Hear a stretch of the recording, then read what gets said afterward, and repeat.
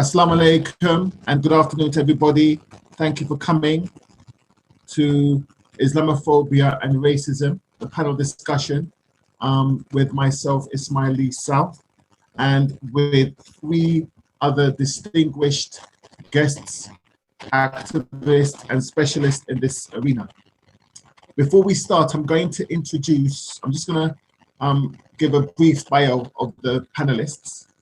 We have Sister Iman Atta, the director of Tell Mama, an organization that measures Muslim attacks and Islamophobia in the UK. And she's been instrumental in the development of the program and currently focuses on research, development and advocacy. Tell Mama ensures the mapping of monitoring, the measuring of anti-Muslim hatred across England and Wales. We also have well-respected Baroness Sayeeda Warsi, a lawyer, a businesswoman, and a campaigner. And she's also a member of the House of Lords too. And she's a former cabinet minister. And there was a time when she was the chairperson of the Conservative Party. And she was in 2007, she was elevated to the House of Lords, age 36, making her the youngest peer parliament from the House of Lords member in history. Finally, we have Brother Sajjad Karim, a British politician. He served as a member of the European Parliament from the northwest of England between the years 2004 and 2019. He's a solicitor by profession and has been involved within legal affairs since the year 2009. And also he's been a spokesperson for the Conservatives of the European Parliament too. Okay, and myself, Ismeal Lea South. Oh, praise the Lord, we've got one of our other panelists who's here with a wonderful purple pink head wrap too, if I might say so. It's our beloved sister Yusra. Sister Yusra, a Manchester native. She tells stories using whatever art form is needed to best serve the communication, the narrative. Sometimes she does this as a director, as an actor, as a writer, as a screenwriter, and she works within theatre and with various art forms, and she's a Manchester native. So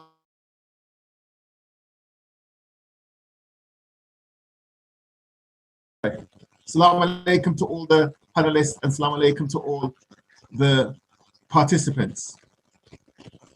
Okay, now the first speaker to speak, we're asking if Sister Iman Atta, the director of Tell Mama, could kindly speak.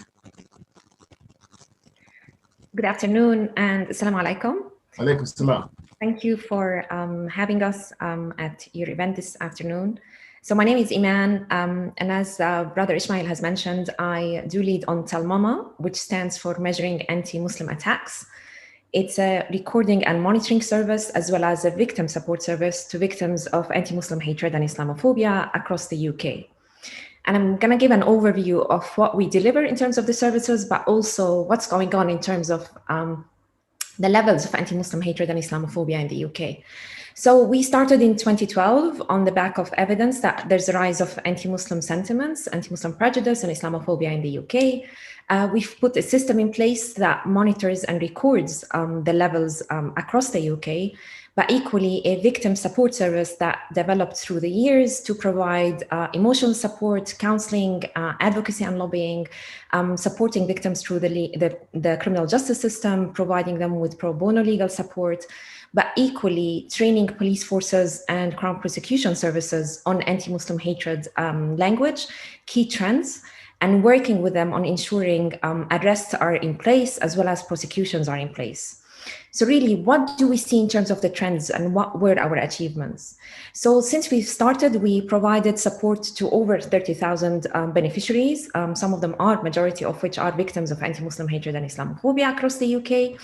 We've assisted police forces with over 600 arrests, and equally, we've assisted the Crown prosecution services with over 750 prosecutions across the UK.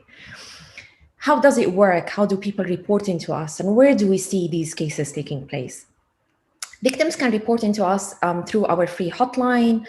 They can report to us through drop-in surgeries that we hold across the country. They can report to us through our website, through our apps, through our email, but equally through social media platforms. What do we get in terms of reports? So majority of the reports that we get tend to be reports of attacks that take place on Muslim communities on a street level, so i.e. in the physical world. Majority of which, and I say thankfully, are not physical assaults, are abusive behavior in nature. So i.e. people walking down the streets being abused, verbally abused for visibly being Muslim. Majority of the victims of anti-Muslim hatred and Islamophobia are women. So Islamophobia is gendered.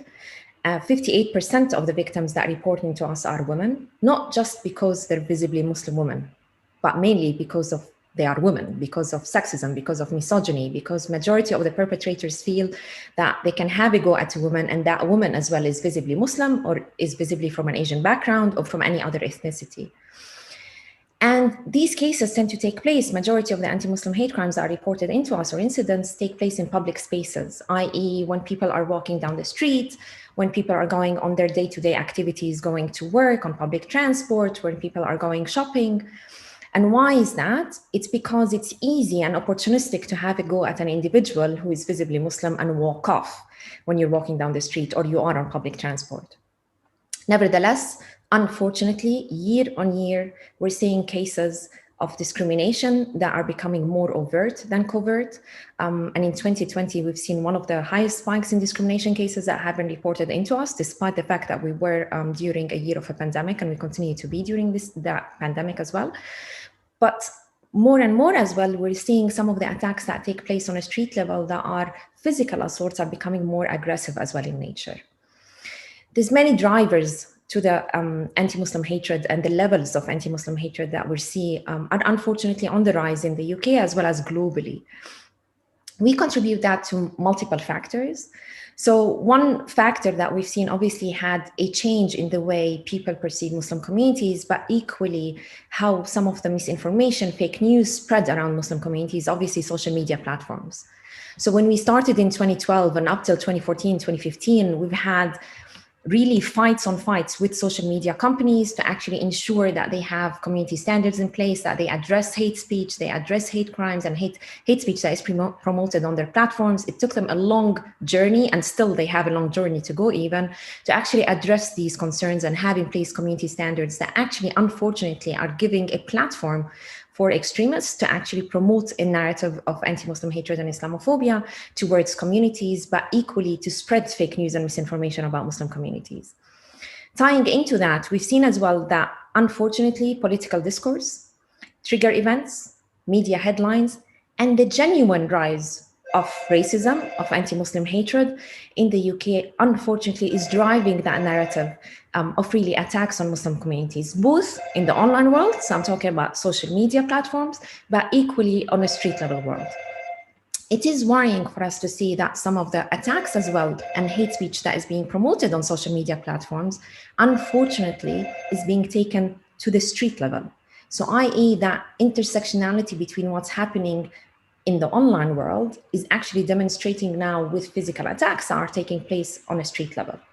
And if I actually demonstrate that with an example of the pandemic and really what we've seen in 2020, and we continue to see as well in 2021, a lot of misinformation and fake news about Muslim communities and BMA communities had been promoted on social media platforms during 2020 and beyond, about them being the super spreaders of the virus, about them being the ones that are not abiding to guidelines and lockdown rules.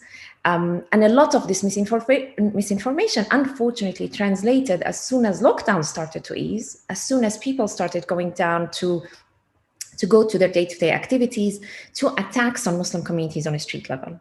Example, one of the cases, and a few cases of those have been reported into us, where a Muslim woman was walking down in the park. She had a perpetrator walking across from her that spat at her and wished upon her to contract COVID-19.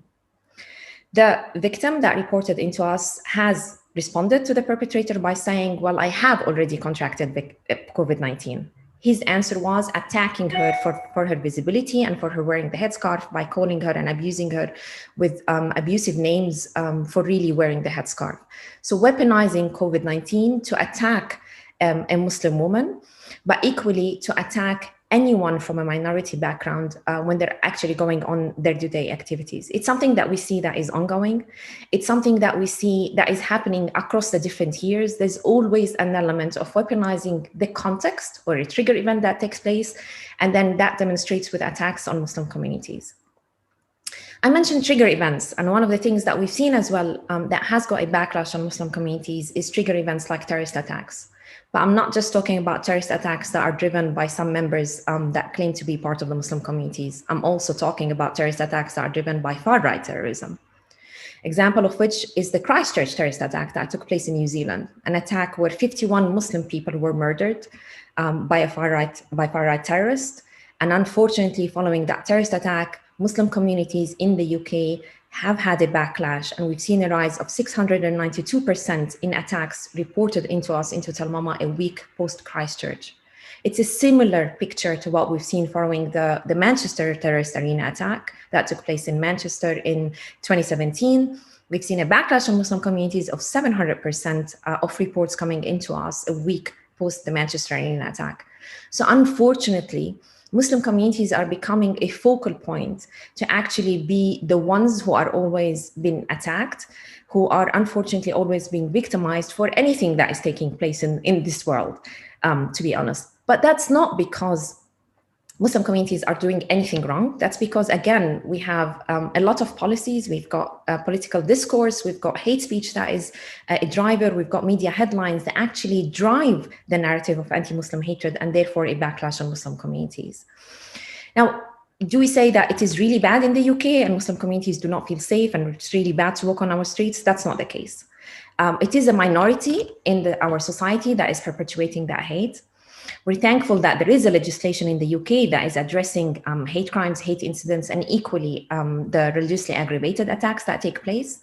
And it's something that I think the UK most probably is leading on compared to other countries. Nevertheless, there's a lot that needs to take place. Because one of the things as well that we see that sometimes is disregarded is the intersectionality of identities that victims carry. Sometimes the law does not reflect that. So when I mentioned that we have majority of the victims are women, sometimes that women can be from a Black Caribbean background. Those women can be from a North African Arab background. Those women can be from any other backgrounds. Those women might carry multiple identities, as we all do. And sometimes the element of multiple identities and intersectionality that we look at in terms of the identities that victims carry is sometimes not really focused on or looked at in terms of policy, in terms of legislation. And it is sometimes something that actually victims report onto us and say that one of our identities has been disregarded, has not been taken into account. And I think when we look at hate crimes and when we look at anti-Muslim hatred and Islamophobia, we need to look really at the multiple identities that victims carry. We need to look at the impact it has not only at the victim, but also at their families, at the community as a whole, because victims that get attacked on a daily basis, victims that get abused on a daily basis, are not being let down only because of the perpetrator who's attacked them. They're being let down as well by the society sometimes who's watching them being attacked and not doing anything. They're being let down by the bystanders that watch them being attacked at a bus stop when they're being abused and no one comes forward and stands for them. So there's a lot for us to work on as communities to address issues of anti-Muslim hatred and hate crime and Islamophobia in the UK, but equally how we can work across different partner agencies, how we can work across different policymakers to ensure that one, the recording continues to be one of the things that we do within the work at Salmama, but equally on a policy level, but also having those measures in place that address those grievances, that address those issues and drivers of anti-Muslim hatred and Islamophobia in the UK. Thank you. Thank you very much, Sister Atta, Dr. Atta, for your wonderful contribution. Very informative. And yes, I hope that you can stay for the Q&A. And just to let everybody, all the participants know that there will be a Q&A where you can ask any of the panelists questions. On the topic, that is, nothing about their private lives or anything like that, just so we keep on topic. The next speaker coming to the forefront is Baroness Warsi. Thank you. Thank you very much, and thank you very much, Iman, for that introduction. I think it sets the scene for hopefully what I am anticipating will be a wide and varied conversation. I think I'm going to try and keep my remarks quite short and then hopefully try and move on to the Q&A session as soon as we can. I genuinely want this to be an interactive session. About a decade ago, almost to the day, in February 2011, I did a speech in Leicester in which I said that Islamophobia had passed the dinner table test. So a decade ago, I was concerned not just in relation to the things that Iman has spoken about, the abuse on the streets, the violent attacks, the non-violent attacks, and the abuse online. But what I saw was a creeping Islamophobia and racism within much more sophisticated, respectable society, whether that was in media editorial rooms, whether that was in policy think tanks, whether that was in the corridors of power. And increasingly, I was privy to conversations that were taking place where Islamophobia, which the All-Party Parliamentary Group on British Muslims has defined as a form of racism that targets expressions of Muslimness or perceived Muslimness, that this latest form of racism was being seen in these places, but was also being justified. So there would always be an excuse that was used. I think, as Iman said, certain situations would be weaponized and would be used as a reasoning and a basis for racism and Islamophobia. 10 years on, I think definitely the awareness around Islamophobia and anti-Muslim racism is certainly far more than it was 10 years ago. So interestingly, when we first started this conversation, when I talked about Islamophobia having passed the dinner table test, the first argument that came back was, well, how can you say this? Because where are the statistics? And the reality was that a decade ago, there were no statistics. And to some extent, Tal Mama was a response to the fact that we needed to have a documentation of what was happening within our communities. And when Tal Mama was originally set up, the kind of initial conversations that I was having with Iman's predecessor about what the basis of this organization should be, went hand in hand with government changes about making sure that police officers and police forces started to measure and record anti-Muslim racism and disaggregate it from, say, racism against Asian people or Black people or Arab people, but actually to try and tie that in, but also capture that form of racism where the victim wasn't actually Muslim, but the reason why he or she was attacked was perceived Muslimness, which is why we felt that was an important element of the definition. And so we started off with saying we don't think this is an issue, there isn't the data. We then had the data was obvious. It showed that this was the one religious group, minority group that was actually targeted more than others.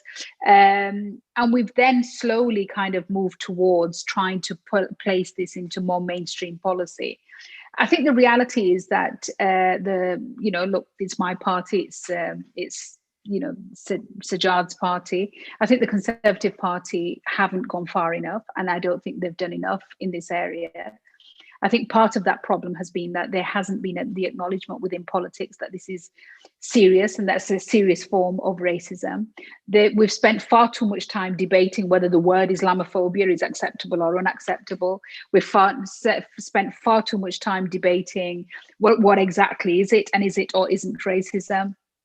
We've spent far too much time trying to organize around, trying to talk about theology, trying to talk about sectarianism, all these kind of issues, which are important in their own right. But what we failed to kind of have is a clear government position on Islamophobia as it has on, say, other forms of racism, like, anti-Black racism or anti-Semitism. And so I think it has been a bit of an uphill challenge, but I suppose today I also want to focus on where next. Well, I think we have a definition. It's not a perfect definition, just like the definition, the IHRA anti-Semitism definition is not a perfect definition. Even the people who drafted the IHRA definition would say it wasn't a perfect definition, but it's a workable, non-legal, workable definition. It's one that's been adopted by government. It's one that's now being adopted by organizations and institutions. And the APPG definition of Islamophobia is following the same course. It's not formally been adopted by government, but it's been adopted by the Labour Party, the Liberal Democrat Party, the Welsh parties, the SNP. Indeed, it's even been adopted by the Conservative Party in Scotland, but just not in Westminster. It's also been adopted by local authorities up and down the country, particularly actually in the Greater Manchester area, where you've had huge success with local authorities adopting the definition. But it's also been adopted by local authorities in the south, across the country. It's been adopted by universities, by the NUS, by teachers' unions.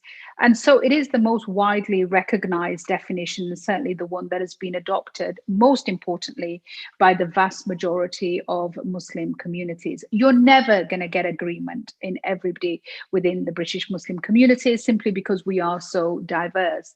But I think it was quite an achievement where we ended up with organizations like the Muslim Council of Britain and the British Muslims for Democracy, in many ways organizations considered to be two ends of a spectrum, both come together on the same platform and say this is definitely a definition that we agree with. It's supported by over 800 individuals and organizations and institutions. It's underpinned by about 80 academics, and it has the support of the vast majority of Muslim parliamentarians. And I think, therefore, we now need to say, well, where next? And I think where next is, how do we make sure that that definition is first adopted? And secondly, how do we start to hold organizations and institutions accountable against that definition? And that, for me, certainly over the last 4 or 5 years, has been to try and hold my own party to account, which after much argument has finally agreed to have an independent review of the Islamophobia and anti-Muslim racism within our own party. That review should have reported 6 months ago. It's still ongoing. I think it has flaws already in the way in which it's being conducted, but it is a start. So I think the message that I'd like to leave everybody with today is that the battle for equality and justice is never something that's fought and won overnight. You only have to look at the Black Lives Matter movement to see how far we thought we had come on the issue of anti-Black racism and how far we really hadn't come. And that is an issue both for a society at large, but it's also an issue, I think, for Muslim communities to look within themselves and look at challenges that we have amongst our own when we get racism wrong. But I think that we have started this journey and that we have got some basic foundations laid. We have the statistics, we have the reporting, we have the documentation, we have a definition, we have widespread support, and we just need to stay optimistic about moving forward and making sure that for the next generation, we create an environment where it is not as difficult to be Muslim. Thank you. Thank you very much, sister, for your wonderful talk. The next speaker to come to the platform would be Brother Sajjad Karim. Thank you, and good afternoon, everybody. Assalamu alaikum. It's good to be joining MACFEST again. I remember speaking right at the heart of my then Northwest constituency in Manchester on a panel on the very first time MACFEST took place. And I think Baroness Warsi was also present as one of the star attractions at the time. So it's good to be sharing the panel once again with her. And thank you, Kesra, for continuing with this most valuable work and the outreach that you are doing. I'd like to just add to what both speakers have set out just before me. Particularly setting things in context of no man is an island. And of course, they have concentrated very much on the situation within the borders of the United Kingdom. But I think we must also recognize that the effects that are playing out in the United Kingdom are not in any way unique to the United Kingdom. And in fact, they are very much built into a much wider picture that requires concentration and examination if we are going to be able to properly deal with the effects and indeed after effects of these movements that are playing out in the United Kingdom. Now, Tel Mama have done some fantastic work over many years. And I remember at the time when it was first set up, in fact, Baroness Warsi did some tremendous amount of work at that time to help bring it about. And without the data that Tel Mama has provided over the last decade or so, we simply wouldn't be able to have meaningful, informed, and indeed, when required, forceful conversations at a policy-making level as what we today can.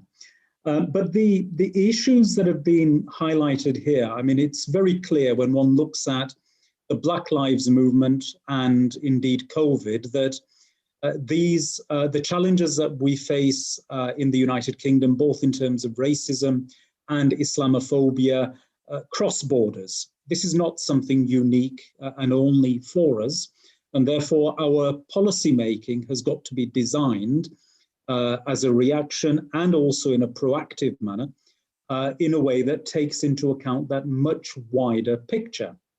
Now, what are we actually seeing unfold? The greatest rise of extremism that is unfolding in Europe today and in North America today is actually the far right, and it's white supremacy.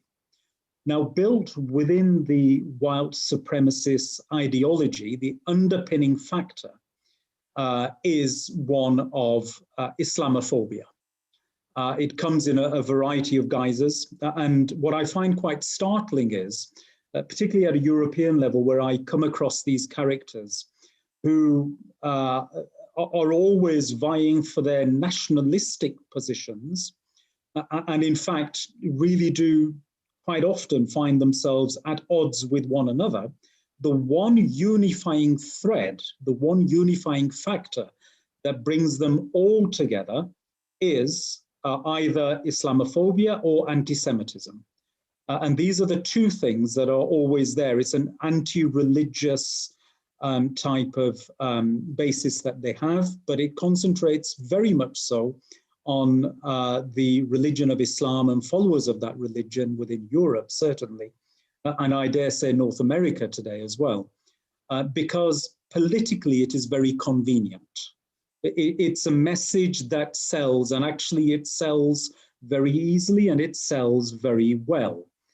And this is something that really we need to be very aware of in the United Kingdom today, because we, over the last few years, particularly since the EU referendum took place, and once again, we have much data to back this up, we can show that there really has been an uptrend, and Tel Mama's own data backs this up, that there has been an uptrend in the sorts of activities that discriminate against Muslims. Now, the political discourse is today such that the extremes are able to pull traditionally centrist politicians into at least pandering to extreme positions. And that is the real danger here, that even where the far right extremes have no possibility of influencing the political debate by way of direct position for themselves, they are able to pull the debate from centrist space into very extreme places. And they are able to do it very quickly indeed, because the whole context is right. Now, when one looks across Europe today, what is the situation? Well, examine France, examine the Netherlands, Germany, Belgium, Italy, Poland, Greece, the list goes on. And you will see a trend there of exactly this, where extremist political actors today, by one means or another, have changed the political agenda and debate, and then eventually created enough space for themselves that they have been able to gain political position. quite often elected political position in parliaments of great influence. And today we are seeing that they are in positions of official opposition and even in positions of executive decision-making, including in government. Now, this is extremely concerning because here in the United Kingdom, we have not been immune to exactly this happening. It's happened in a number of guises. A lot of it has happened in a way that messaging which is actually very cleverly disguised racism and Islamophobia and anti-Semitism has been put across, wrapped up in a variety of other guises, so much so to the extent that even people from within minority communities have supported these movements without realizing what the ultimate underlying aims of these movements actually is. And then when one looks beyond our immediate neighborhood, i.e. Europe, then of course you see the situation today in the United States of America, a highly fractured and divided society, hopefully on its way back to its natural positioning in the international order, but once again, still a highly divided society. And this is very worrying about the French elections, which are about to take place.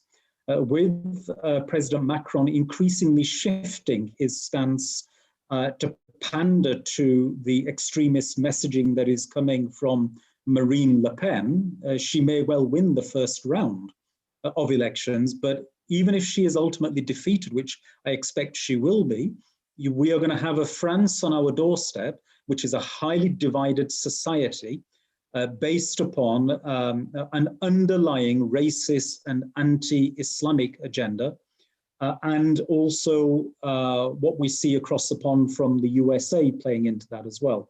And then just to very quickly add on to that, when one looks further ashore, you have a very dangerous unfolding situation in India today, which once again is targeted towards minorities, but once again, a highly Islamophobic message is the greatest part of that political dialogue, if you can call it dialogue.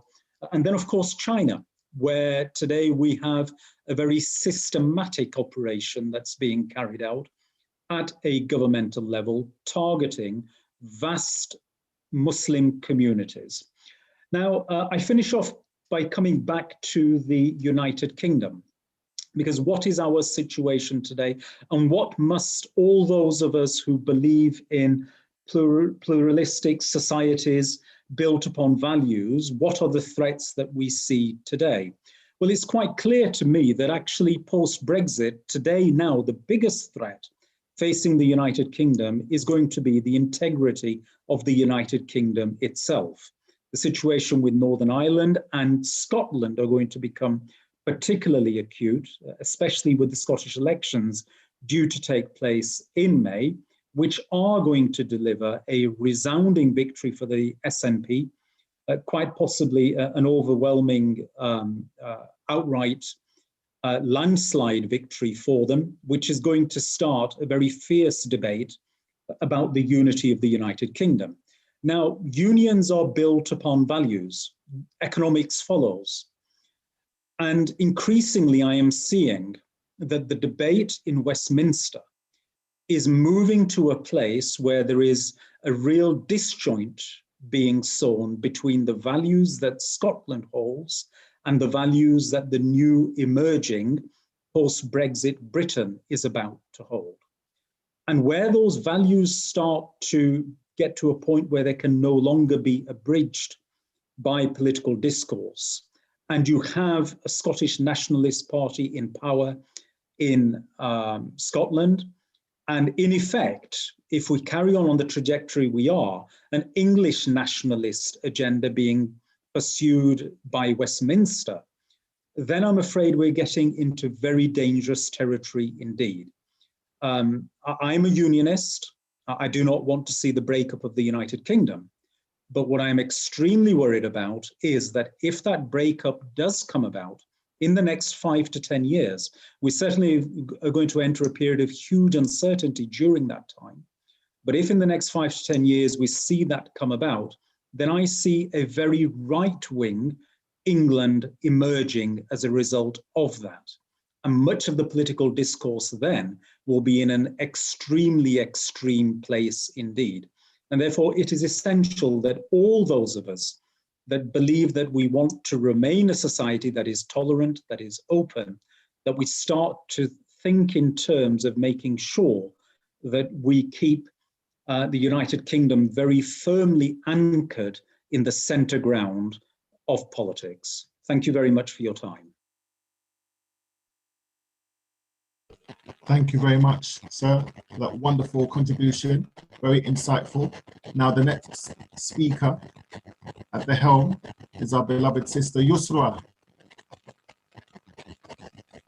Assalamualaikum. Walaikum salam. Yeah, thank you for having me. And it's really disturbing and sad, some of the things that we're touching upon, because I think that those things don't, it's ridiculous having these conversations, but it's a very real thing. But it's really good to know that there's real change. There's people like there's organisations like that doing the work. So that's really affirming to hear. I'm not a policymaker, not a politician. I'm from Manchester, I'm an artist. I grew up in South Manchester. I'm of Somali background. And one of the things that I want to start, like, there's a lot of crossover in thought, which is really interesting. So from my perspective, I don't necessarily know the work that's happened so far. But I think there's a very real crack that's gone on. And the first visible sign of that crack for me when I was at sixth form was 9/11. And I feel like there's things that are happening, I'm going to put it in better words in a bit, things that are happening, increasing that gap into a divide of us and them. And it's such a strange thing for me because I'm very privileged to mix with different types of people, different races, different cultures, different classes, very like, for me personally at the mosque to someone who does like fire throwing. So it's just extreme different people. But the privilege I have is seeing that those people, that we have the same needs, the same wants, the same desires for our society to function, but there's this kind of divide that's happening and it's very, very visceral and it's very uncomfortable. The other thing I want to start off saying by is that I think it's a very alien, it's not an alien thing to me, but Muslims come from very, very diverse backgrounds. We're from different nations, from all parts of the world. And I think it's a very important thing to remember that, because even within ourselves, there are conversations that we can have with communities so we can galvanize and, you know, have more of a unity in the society that we all share together, no matter who we are. So things, not that long, I'm just going to share what I've written down. So for me, Islamophobia is a very real thing. And I need to state that because I think it's not given the, we're not concentrating on it the way that we need to concentrate on it, the way that we concentrate on other forms of prejudice in our society. And it's such a, and it comes in very insidious ways, which therefore increase dangerous thought, which therefore increase divide, but more importantly, cause damage and hurt to people in our environment and the long-lasting effects. There's a study that was taken at Manchester University and the effects of racism on young people, mental health of young people, is directly affected by racism faced by their parents. So one generation can have a really horrific experience, but the lasting legacy of that is far deeper and wider. And it's a more of a bigger issue than obesity in young people. And research at Manchester University I was working with was like, Yusra, why do we not know about these things? Is that because the people that are making the policies and that care, they're not affected by the issue of that, right? So these things they're very real, so we need to be aware of that. And it can feel like it's a far away prejudice, Islamophobia, one that isn't active in our environment or our society. To many people, it sometimes lives in the faraway realms of politics, government politics, rather than the day-to-day experience politics of Muslim people walking down the street. Worse than that, Islamophobia is condoned under the guise of protection from extremists. They're trying to protect us. We are being protected from the bad guys. So it's almost permissive to be Islamophobic. And I find that sort of dangerous. It seeps in a very, I can't find the words to articulate. Someone will say something, but it's in the context of like the extremists protecting us. And so for me, the question of who is us, who is we, is it not everyone, including Muslims from the British? Like, so Islamophobia is not a faraway prejudice. It lives in the cruel silence after you tell a group of people that you're Muslim. It presents itself when neighbours exclude Habiba and Shukri from basic social interactions because they don't know how to understand or place these Muslim women. And when human commonality is excluded. It's visceral and violent when Muslim women are attacked for wearing the hijab. It's visible in schools when sometimes there can be knee-jerk reactions, and social services and certain organisations are called to interact with family because last week, there's a thing that happened where there was a young girl who, her mother and she decided to wear the hijab, and the teacher assistant saw that as a sign of radicalisation, and the way this family were dealt with was extraordinary, not a good way, like horrific. And so these are very real effects on people, and I think we need to remember that. Yeah.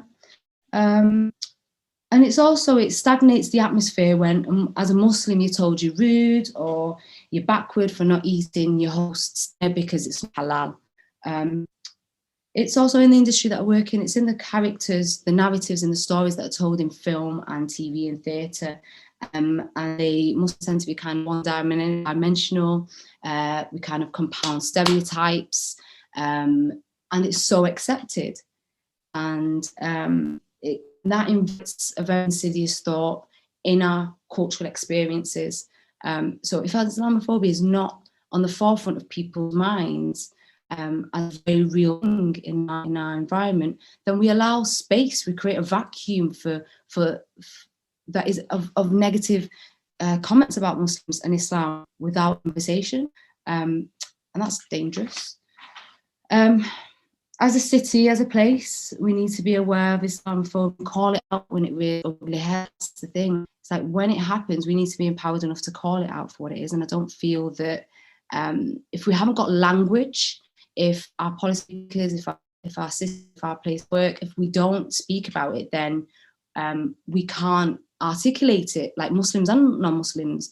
So if you give something language, you take the power from it and you have the power to address it. So it needs to be in the forefront of our conversations, I think, because for me it's very scary what you witness on a small action, and then also when you see certain politicians making certain comments, it's mind-blowing that this is the world that we live in. Growing up in South Manchester, there was a curiosity about hijabs in the 90s. Also, we're Somali, we're East African. So there was also a curiosity about like, oh, but hijab on Pakistani, Indian. And it's like, no, but Muslims, like I mentioned, it's, all different from different backgrounds. So, but where that curiosity and that questioning, say there were bad things happening where people pull off your headscarf or you'd get racist comment, of course these things would happen, but the majority of questions that you'd receive from like your fellow classmates or someone on the bus, it was a curiosity about the hijab or the religion or your culture, wherever you're from. Whereas again, like for me, 9/11 was a big thing, but it was a question of, oh, I know what that is now. Like, this is how powerful the media is. This is how powerful, like, our discourse about Islam is. And it's really important then to have those conversations, because people then go, I know what this is not a good thing. And then, so those questions stop and assumptions are made, and assumptions are very dangerous because we don't allow people space to express themselves or not really the truth. It's a judgment that we're passing through secondary information or sensationalized media headlines. Like, we know these things, right? I think a lot changed as well. It came from a very real fear of a very real thing that happened that is a threat to our society and to our world. But again, who's we and who is us? We all live in this environment and in this society. So we can't be in fear of each other no matter who we are. Like, that's just basic. That's for my kids. Something that's happened recently, there's a guy called William Shawcross, and he's been selected, I think, is to review the government's prevent strategy. And some of the comments that I've been reading that this gentleman's made about Islam, for me, it makes no sense why someone who makes such sense about Islam would review something. So there's a slight sense of alienation of like, what are the decisions being made? And Prevent's a very big thing in terms of what we're trying to do, but who's on the receiving end of Prevent strategy, and who are the people that are called in, families that are affected? It's Muslim children, it's young Muslim. So, and more importantly, those without modes of communication or methods of neutralization. So you tend to see those that are most marginalized kind of having the most worst experiences. You know, I can't speak about anything specific right now, but so I think that scary things are happening like that. Therefore, I think we just need to recognise that we can't gaslight Muslim communities about Islamophobia.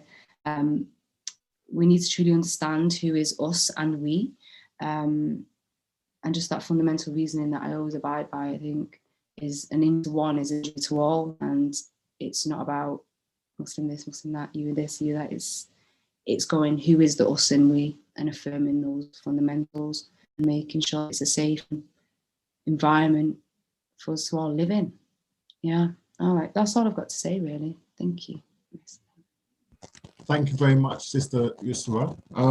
Before we go to the Q&A, I'm just going to give the organizers asked me to say a little piece before we go to the Q&A. So I'm asking the participants to get your questions ready. Okay. As someone who's a Black British Muslim in the UK, I have to state, in my personal opinion, Britain is the best place in the Western world to live as a Black Muslim in the world, in the Western world. I believe we have more rights, more liberties, and more respect here than many other countries in Europe and in North America, if not all of them. But we have to be honest, just like myself, I'm trying to be a good husband, and my wife might say I don't take out the rubbish as much as I should. I don't spend enough time with the kids as much as I should. I don't do as much husband duties as I should. So when she's critiquing me, she still loves me and she has respect for me, but she critiques me. So I must say, as a critique to Britain and to the UK, even though I love Britain, I love the UK, I recognize that we have many benefits here. Britain is institutionally racist, as we all know. And this being proven by the MACPHEST report done over 20 years ago. And then 20 years later, we had the Lamy report. Now, Islamophobia is real, racism is real in the UK. But I believe the way we need to challenge it is we need to challenge institutionalized racism at the core. And many times we get distracted by minor issues, i.e. a song that's going to be an irrelevant song being played at the proms, a statue of a racist who lived 50, 60 years ago, or an image on a cereal packet. And I believe these issues distract the issue. And I believe by working together, we can challenge Islamophobia in the UK. Now, I must also state, because we have to talk about the reality of mainstream society, but we also have to talk about the Muslim communities too. The Muslim communities, because the reality is there's not one Muslim community in the UK. There are Muslim communities, okay? And just for example, within the African Muslim communities, there are numerous African Muslim communities, the Nigerian, the Ghanaian. And within the Nigerian, you have the Igbo, you have the Hausa, and so forth within every culture.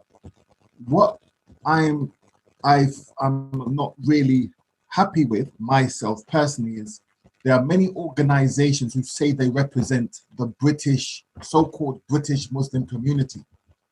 When you look at the directors, the major decision makers, how many of them are women?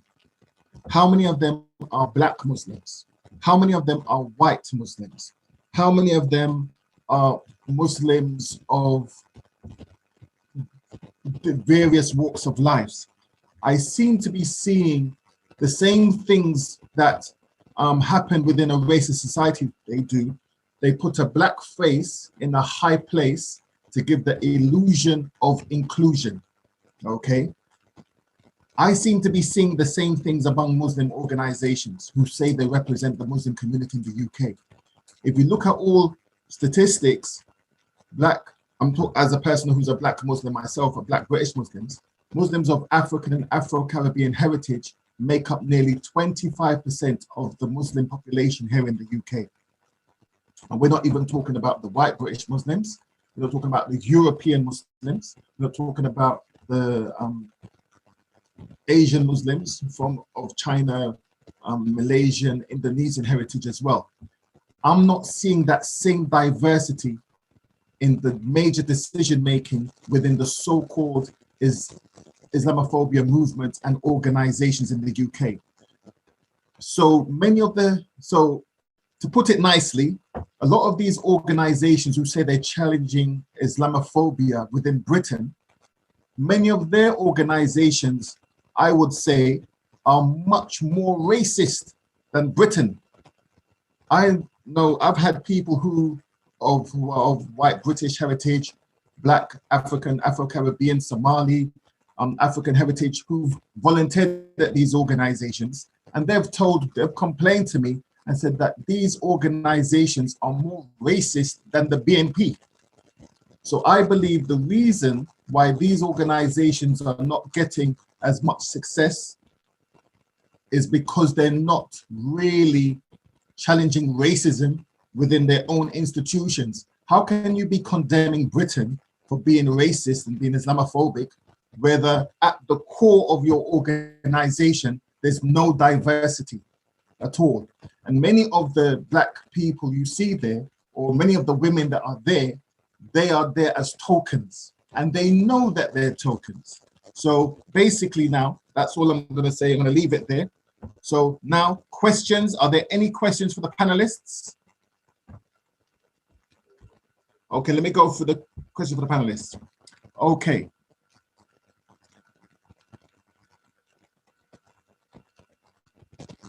Thank you, Layla. She agrees with what I said. Now I'm just going to look for some more questions. If anyone could write any questions within the chat, be much appreciated. This is the question for the Baroness Warsi. Is she there? I'm hoping. Baroness, the person would like to know, how do you think British Muslim women can challenge Islamophobia in society to be more effective? Okay. Well, British Muslim women, thank you very much for that. And thank you actually for what you've said, because I think it's really important that we constantly challenge ourselves as well as challenging externally as well, because that's the only way that we will become the most effective and achieve really for the community to achieve its full potential. Every aspect of the communities has to feel like it's being allowed to play an active role. And the good news is that in light of what you've just said, the Muslim Council of Britain have today elected for the first time in its history a woman as its Secretary General. And that has got to be good news. Zahra Mohammed has just been elected, I think literally a few hours ago as we went live, that news came through. So it is important for women not just to have tokenistic appointments, but to have genuine leadership positions. It is important that the diversity of British Muslim communities is reflected. But I think it's also important to know that there isn't a single organisation in this country that can represent all British Muslim communities. Even if you look at the way in which masjids, madrasas, community organisations are arranged, many of them are arranged not just around theological beliefs, but around cultural backgrounds, around language, around history, around heritage. And so for that reason, I think that there isn't a single organisation. I mean, even if you spoke to somebody like the Muslim Council of Britain, they wouldn't say that they speak for all British Muslim communities. I think that they would say that they represent a series of affiliates of however many hundreds of affiliates that they have. I mean, you will probably, Sajjad and I can answer to this. You know, we often talk about issues that impact on British Muslim communities simply because we are connected to those communities, but neither of us would ever stand up and say, well, I speak for all British Muslim communities. We speak from a lived experience, but we also speak from being deeply connected to those communities, from our daily interactions with those communities, from living out what those communities are living out. And I think for that reason, I have consistently said that we need to have the broadest possible amount of voices around the table when policies are made, especially where policies are genuinely made, which is in government.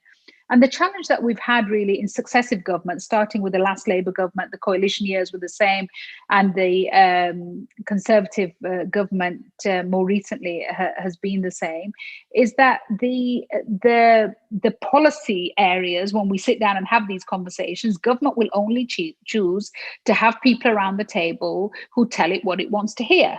And it doesn't want to have the difficult conversations. So when the specific question that you asked me about Muslim women, I am fascinated how many men, predominantly non-Muslim men, are suddenly really concerned about women's rights when it comes to Muslim communities, but yet they are deeply, deeply Islamophobic. So I know men who are deeply Islamophobic have made comments about Muslim communities, but the argument that they will use is, I think what Yusra was saying really powerfully earlier, the reason I'm saying this is because I'm concerned about the way Islam and Muslim men treat women. Or there will be men who will say, I'm really concerned about homophobia because the reason why I'm saying this, I always say this, many a homophobe suddenly becomes really concerned about LGBT rights, and many a misogynist suddenly becomes concerned about women when it comes to issues around Muslim communities. And so often, the very real concerns about women's rights and LGBT rights are dealt with through this stick of Islamophobia used to beat Muslim communities about. And it's one of the things that I dealt with in my book. Kesra said, mention the book, so I'm going to mention the book. I finished it in 2017. It's called The Enemy Within, A Tale of Muslim Britain. In that, I unpick kind of year by year how this policy has developed over the last period of 30 years. This isn't something that we can just explain literally in half an hour. There is a long history to why we've ended up where we've ended up and how we've ended up with people like William Shawcross, who did untold damage to Muslim charities at the Charity Commission, by the way, who's now being seen as somebody who would be an appropriate person to look at a review of Prevent, a policy which already has toxic connotations. And then you take somebody like that to review it. So I think that women are, I wrote in my book, and I wrote this, like I said, 3-4 years ago. I said, every day I am reminded that the real powerhouse in British Muslim communities are its women. The sisterhood is incredibly strong. The sisterhood is strong in Parliament. I look at organizations that are being led by women. Did I see that during my time? We'd see the MCB being led by a woman. Today we have that. We have Muslim Women's Council. We have women in art. We have women in theatre, in media, playing their part. We have amazing women who appear, Nadia Begum, we have newsreaders. It is phenomenal what they are achieving and what they are doing. And increasingly, I'm heartened by the number of men who are in Muslim communities who are feminists, who are there not just achieving for themselves, but creating the space for women to be heard as well. So I'm optimistic. I think women uniquely are more likely to be, as Iman will say, a victim of an Islamophobic attack. But I also think that women are uniquely placed to fight the battle against Islamophobia. And I'm incredibly optimistic about the women that I see and women coming forward. Thank you, Baroness. Brilliant answer there. This one's for Sajjad.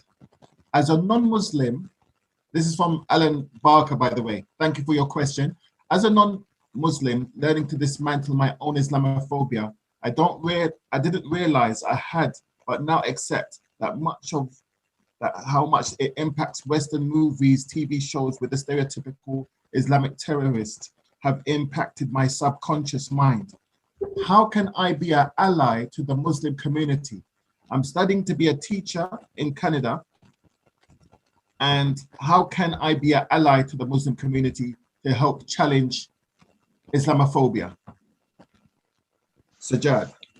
Well, Alana, thank you very much for joining us today, and thank you for that question. I think the first thing is that it takes a very brave thing to do to accept has actually been misled over many years in some cases, but as part of a direct, very wide-ranging, almost purposeful program that is unfolding around you, it's not your fault. So the fact that you recognize what happened is the first step. And thank you very much for now deciding that you are going to proactively do something about it. You are exactly the sort of person certainly the Muslim community needs, but it goes, the fact of the matter is that all those of us that live in liberal, tolerant societies, actually every step we take in this particular mission, we are in effect defending and acting in the interests of that society as a whole. So this is not just about protecting and promoting the interests of Muslims.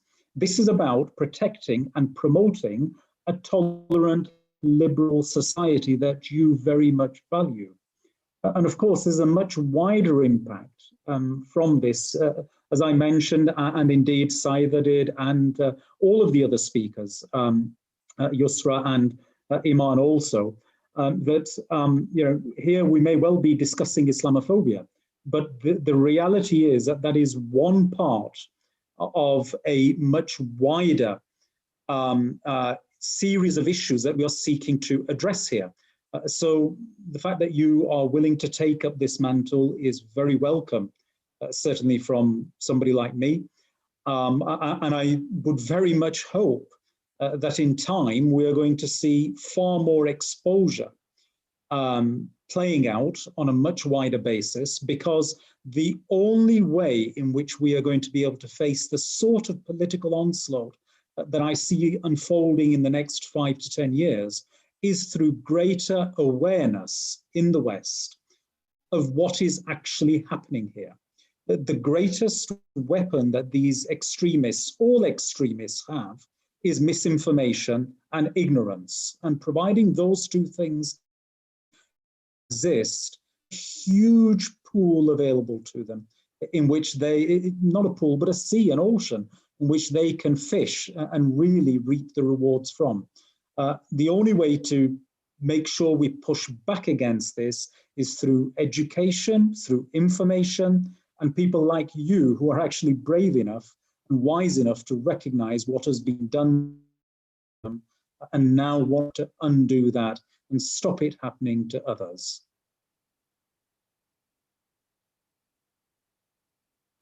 Thank you very much for your great answer.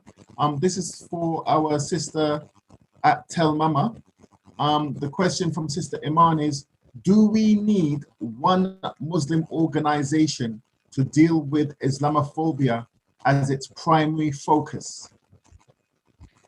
I think the more there are people that are speaking and addressing issues on Islamophobia and anti-Muslim hatred, the better. I think, again, you mentioned in your comments, yourself, Ismail, that I think Muslim communities come in different shapes, different forms, different types, and each organization is unique in its own kind or in its own leading. And I think the more we're able to showcase what's happening on the ground in terms of anti-Muslim and Islamophobia, the better. Yes, I think having one organization or entity that is collating the data in terms of having robust data in place, in terms of following guidelines that are out there is important, because the one thing that I think the far right usually does is undermine data on anti-Muslim hatred and Islamophobia. And I think the more we're able to demonstrate a robust guidelines in terms of data collection and showcasing that in terms of policy, in terms of change on the ground, in terms of mapping and recording is important. But that doesn't mean so many of us cannot speak around anti-Muslim hatred and Islamophobia. That doesn't mean that other organizations that are not even led by Muslim communities cannot speak about anti-Muslim hatred and Islamophobia. Thank you very much for your answer, Dr. Atta. This one's for Sister Yusra. The question is, does the panel think we need a judge-led public inquiry into the casual factors that lead to radicalization in our society and look at the wider issues around Islamophobia? Sister Yusra?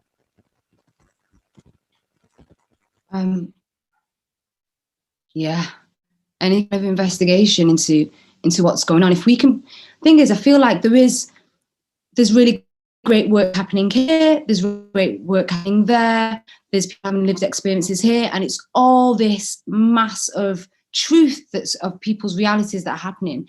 If we can build those threads, like grab those threads together, and in terms of like having an investigation into things, yeah, because some of the things that are happening are criminal. Like, they're really awful, some of the things that are happening to families. A lot of knee-jerk reactions that are fueled by this Islamophobia, this fear of Muslims. It's a very massive thing. So if we can investigate it and then there's at least some sort of justice. As a Muslim living in the UK, it's like, I shouldn't live in any kind of fear or any kind of, I don't want to second guess the judicial system or social services or any kind of service that's set up to help or make my environment or world better, as I am meant to be part of it. So I think if there's any kind of, if many people are going, look over here, this is a massive wound and hole in our society, look, like, we need to face it. And yeah, if we need to investigate, yes, because that's how we learn, that's how we make sure that this crack that I'm feeling happen in this country that I love and that I belong to, it's getting wider. So if we can grab those seams together before it's just this massive rift and abyss, then yeah, most definitely. And I think there are laws in this country, there's protocols, and Islamically, this is the irony of all, like, we're law of people, we're told, like, you abide by the law of the land that you find yourself in.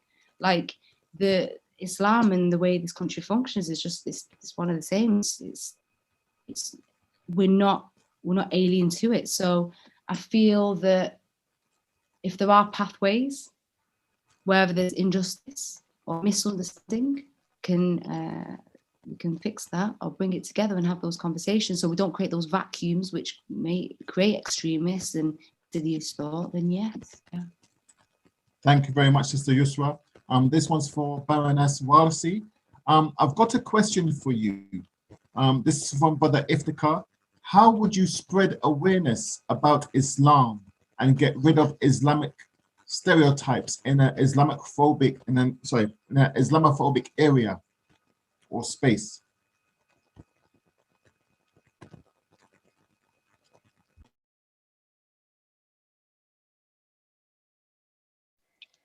Famous phrase of this year, you are on mute. So each and every one of us is an ambassador for our different kind of characteristics. And Islam, if it's a part of your life, you are an ambassador for Islam. And I say this to people every day, that, you know, the way in which, so, you know, I have two big bugbears, litter and parking. And I always say that, you know, if you just literally went out and made sure that, you know, we were the community that was known as cleaning up the streets and parking our cars properly, then over time, these little things are the way in which the community gets to be known. So I think, look, first of all, each and every one of us is an ambassador. The way in which you conduct yourself, the way in which you behave towards people, the way in which you treat the environment around you, you are an example of Islam. Just like when, you know, people commit atrocious acts and everybody is kind of targeted with the same brush, I would like to think that lots and lots of acts of kindness mean that over time the community start to win the battle around the fact that we are a very diverse community amongst us. We have good people and bad people, just like every community has. And I think we've seen some of that. I mean, if you look during the COVID pandemic, we've had amazing examples of individual Muslims, Muslim businesses, Muslim charities, Muslim doctors, each and every one of them being, you know, playing their role in combating the pandemic, but allowing their faith to be front and center of that too. But I don't think it's a battle that we're going to win overnight. I also think that we have to be much more front-footed about myth busting, and often it is ignorance and lack of information. I think, as Sajjad was saying earlier on, it is misinformation that allows extremists to thrive. I mean, if you look at what happened in Trump's America, we all just sat there and watched him tell lie after lie after lie, myth after myth, you know, stigmatize communities, stereotyped communities. And yet, because he had this whole kind of crazy media machine behind him, it took a whole nation 4 years to finally bring this man to account, or at least start to get him out of power, and then hopefully try and bring him to account for what he's committed. These are not easy times, but I think that this isn't a challenge just for Muslims. It is a challenge, like the question earlier was, you know, what can people who are not Muslim do? I think each and every person has a role to play. But I also think there are other interesting things that we can do. So that I have some favorites. I think public parks are something that is a very, historic Islamic tradition, public spaces, public parks. I think that is something that we should look at. We shouldn't just keep investing in madrasas and masjids, but actually we should invest in public spaces. We should create wonderful, clean public spaces and allow that to be kind of what the Muslim community represents. Comedy, the Muslim comedy scene is thriving. I have never known anything like it. I mean, before the lockdowns, you know, my husband and I would regularly go to comedy clubs almost on a kind of weekly basis because of the number of great comics who are dealing with this area. I think a community that can laugh at itself and that can joke is also a community that's showing a level of confidence. Arts in the media, culture, poetry, spoken word. Riz Ahmed and Nadia Begum have probably done more than any politician could have done in their whole life. And they're just having great role models in areas. You know, Sadiq Khan is not from the same political party as me, but the way in which he conducts himself as mayor of London, I think, is something that all Muslims can be incredibly proud of. So I think there are so many ways in ways in which each and every one of us can be an ambassador and show the real beauty of Islam that we all know individually is a part of our lives, and show examples of that to the societies in which we live. And that starts by working in the towns and the villages in which you are. I mean, I do, like, going back to my big bugbear litter, I do a litter pick in my in my kind of area where I live in the village. I do it every week. Over time, other people have started to get used to it and they come along with me and we do things. You know, and people then kind of talk to, and on those litter picks, people talk to me about religion, but it's a conversation that we have, which is in a very different environment to sitting here as a panel or in politics. It's through daily interactions that people start to see what Muslims are really like. Thank you very much, Baroness. This question is for Sajjad from Sister Barbara. How can the divisions among different Muslims be addressed? Such divisions exist in all communities, I suspect. I have a Catholic and Jewish background and know that there are divisions in those groups too. For example, I dislike the phrase the Jewish community because there are several. Even as an example, non-religious Jews.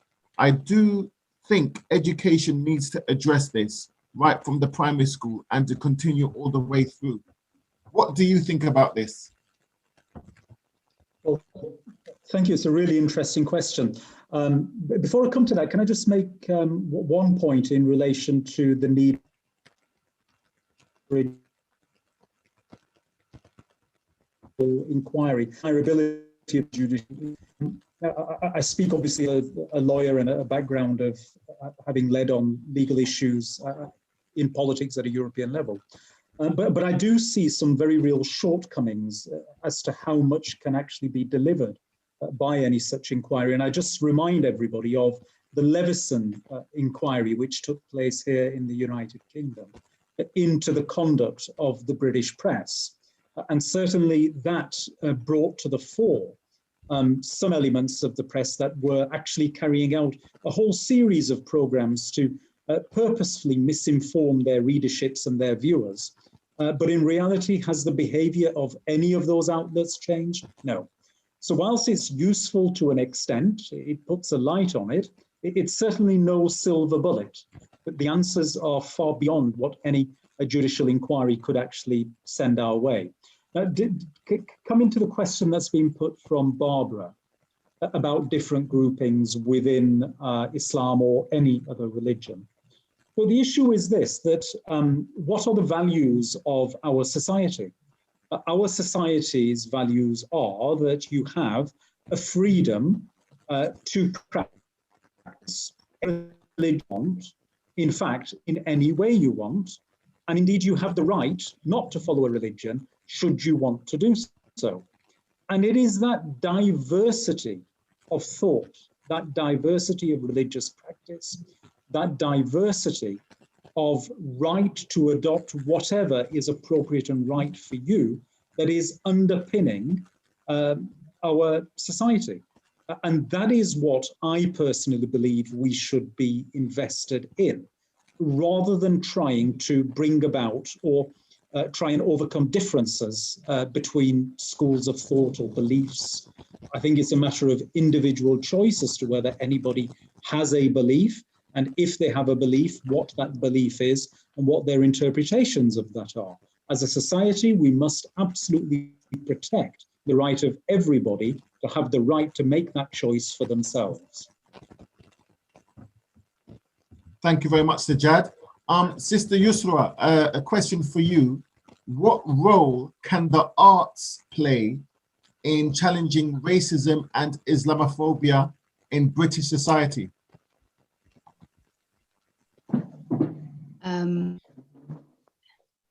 It reflects us, like the theatre and narratives, they reflect us. So, and by us, by everyone.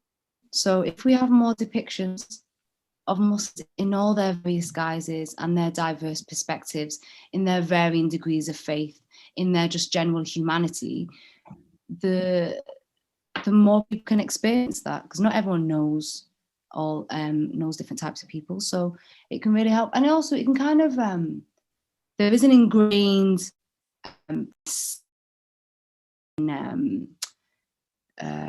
through our cultural mediums already. So of course we can definitely, the place of Christians, like Bertrand said, actually theatre is a tool to hammer and change society.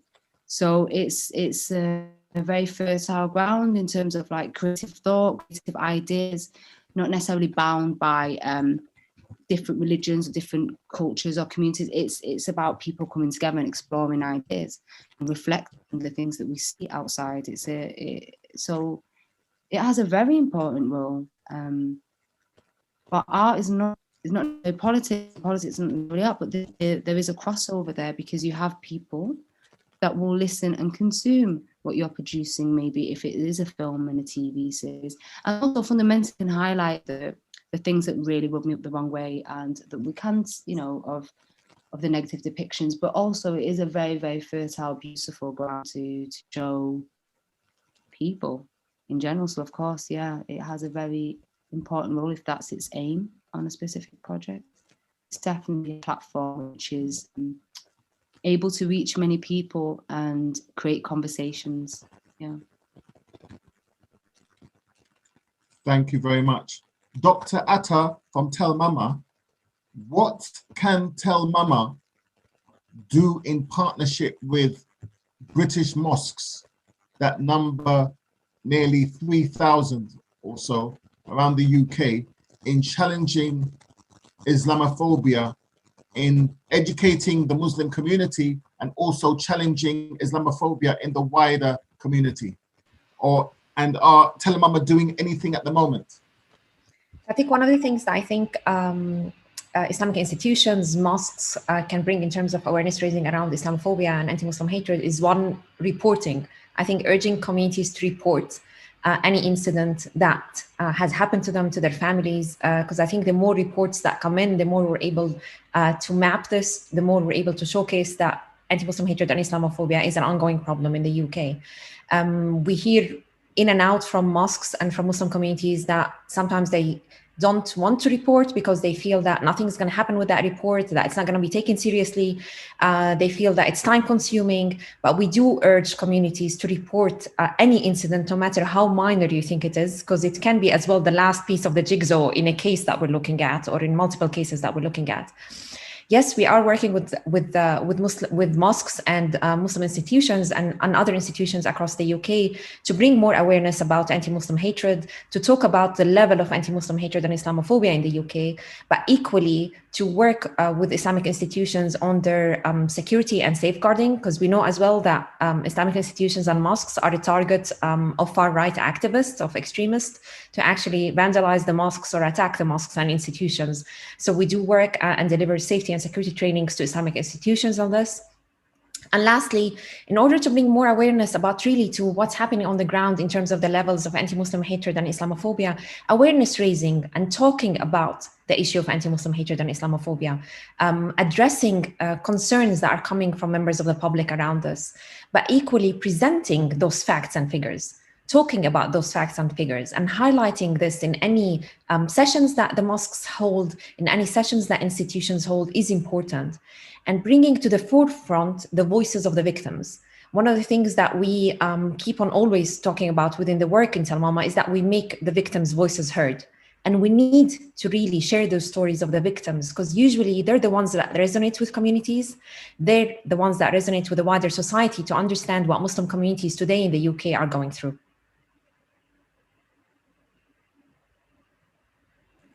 Thank you very much, Dr. Atta, for that wonderful response. This might be the final question. I'll just double check that with the MACFEST.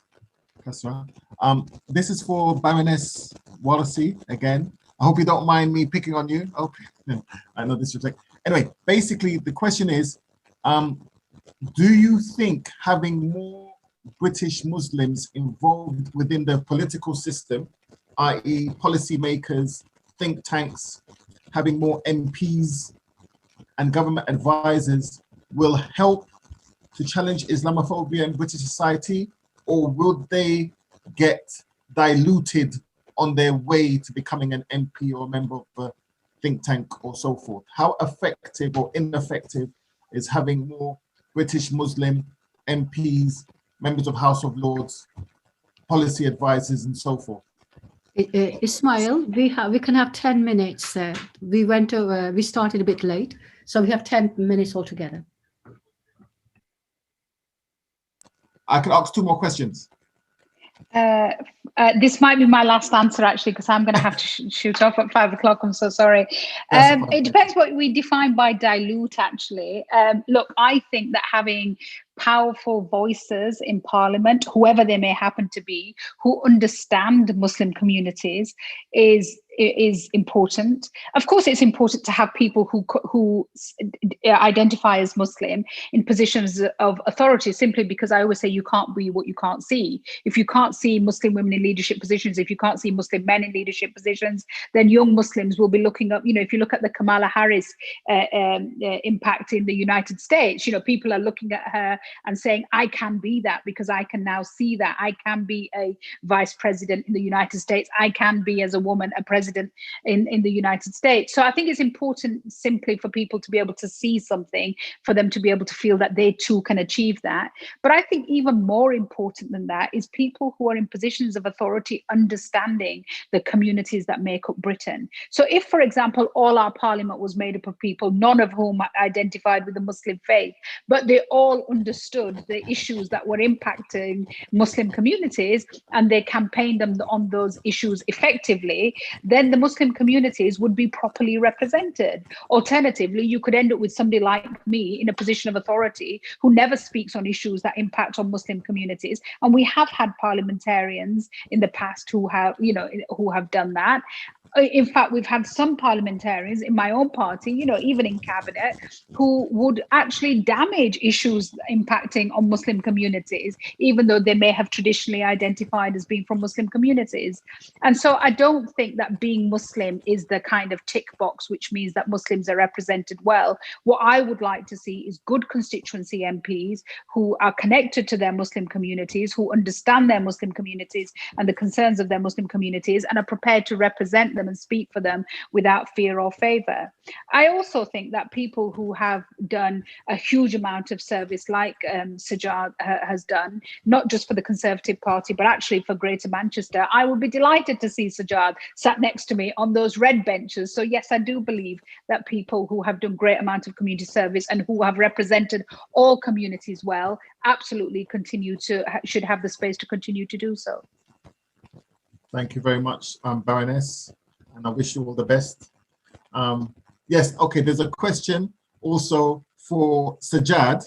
Okay, this is from Lady Janelle. A couple of speakers mentioned that Greater Manchester has made some good progress on tackling Islamophobia. For example, local authorities have taken action Do you have any examples of this? Thanks to all the speakers, this has been fantastic.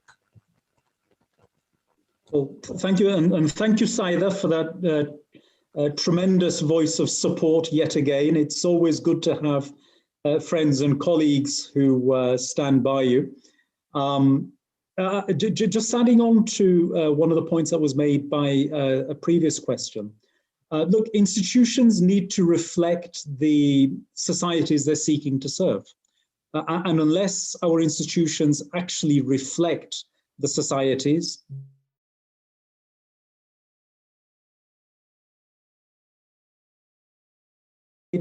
they're always going to be out in the best decision country as a whole. And then now just coming on to this question regarding Greater Manchester.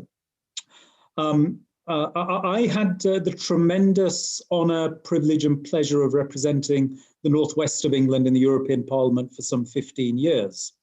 And one of the things we found over a period of about 10 years was a huge rise in anti-Semitism that came about. And in fact, it got to a stage where Greater Manchester was identified as the place where we had seen the highest rise in anti-Semitism, the European Union.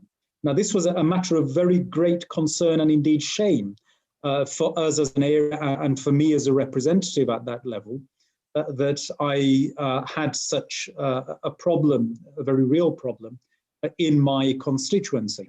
Now, we were able to work very closely with the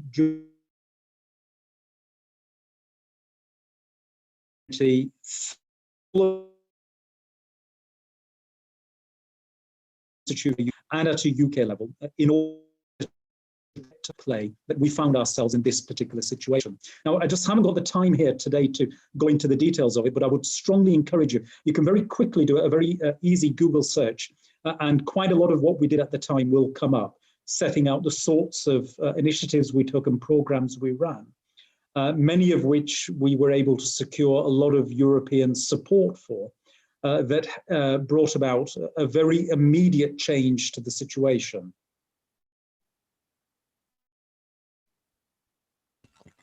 Thank you very much, Sajjad, for your great input there.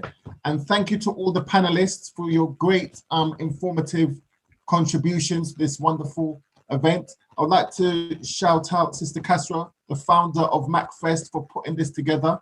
And also we have to say that this panel discussion was inspired by Black Lives Matter, the hashtag for their work, what we've been seeing in anti-racism. And we see that that has been a catalyst in challenging more racism and challenging Islamophobia in society. So thank you very much to all the participants. Thank you to all the panelists. And we hope you could check out the MACFEST comedy show with my good friend, Jeff Mirza. Jeff Mirza, lovely man, brilliant comedian. He's doing something for the MACFEST, and he's one of the funniest guys. I've been honored to see him on, oh my gosh, maybe 10 occasions live. So if you haven't seen Jeff Mirza live, you have to go to the MACFEST Jeff Mirza comedy show live. It's a must see. Okay, thank you very much. All the best. Please remember all of us in your du'as, and hopefully we can do this again soon. Shout out to the MACFEST crew. Pardon me for bringing in my London slang, but assalamu alaikum. Take care.